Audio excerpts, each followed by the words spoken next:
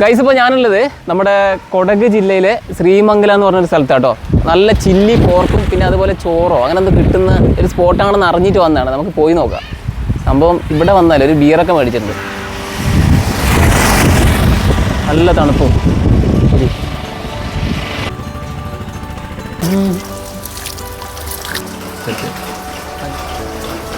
Guys, അപ്പോൾ ചോറിൻ്റെ കൂടെ ഇതാ ഒരു മുളക് ചമ്മന്തി ടച്ചിങ്സിന്.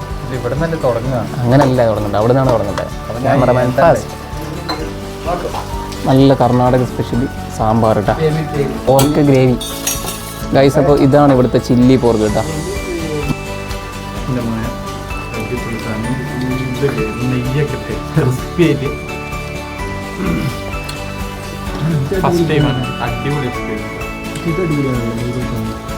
നല്ല ഉറപ്പാട്ടോ.